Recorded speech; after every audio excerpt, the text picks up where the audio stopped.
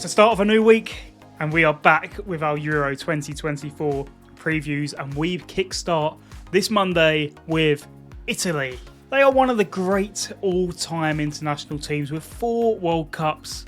That isn't to say they don't also fumble the bag a bit sometimes. Since winning the 2006 World Cup, they were knocked out in the group stage of 2010 and 2014 and failed to qualify for both 2018 and 2022. In between though, they won Euro 2020.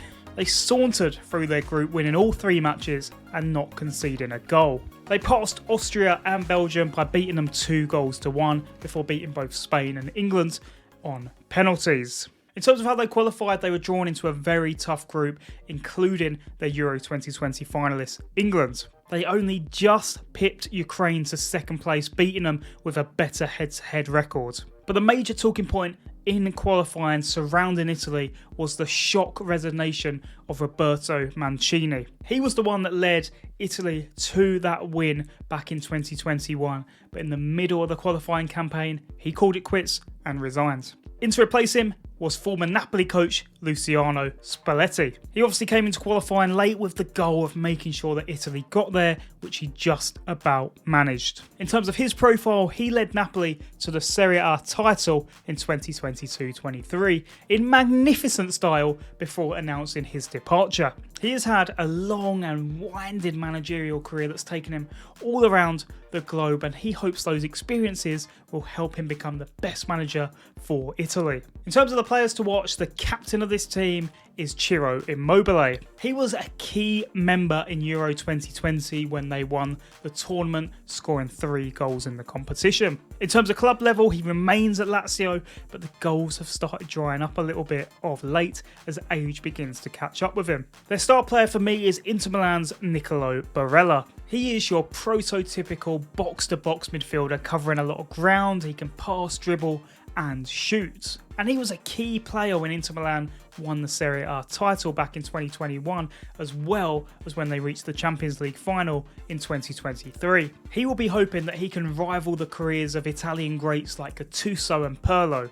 In terms of the one to watch, my man to follow is Davide Fratesi. He was Italy's top scorer in qualifying from midfield. He's one of those box crashers like Frank Lampard, arriving late and finishing chances when they pop to him. He offers something different that Italy haven't really had in the last few years, and at just 24 years old and 13 caps, he could really announce himself on the international stage at this tournament. In terms of other notable things in regards to this Italy squad, they have a very localised roster. Many of the players in their team play in Serie A, and that could be a major advantage for them.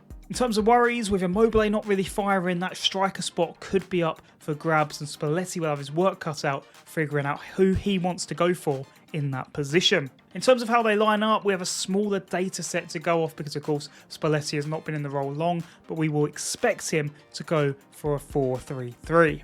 In terms of that midfield 3, if you're looking at Barella, Jorginho and Fratesi, that looks very balanced indeed, and that could be a real plus for the Italians. Chiesa supporting Immobile will be my guess, but the likes of Rapsadori could be preferred by the coach.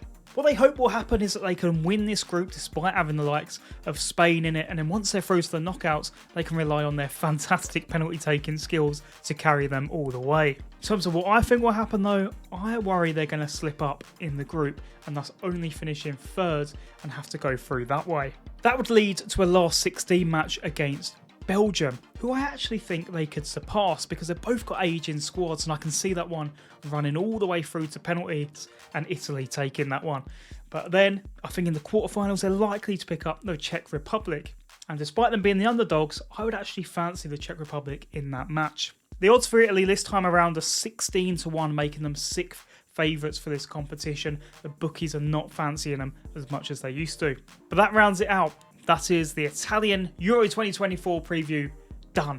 Let me know what you think in regards to Italy and Spain and how you think they're going to get on in this group of death that's lining up in Group B. And we're going to be adding another team to the mix tomorrow, and that's going to be Croatia. Croatia, Italy and Spain all in Group B. So let me know your thoughts down below. But I will see you guys 12 PM tomorrow.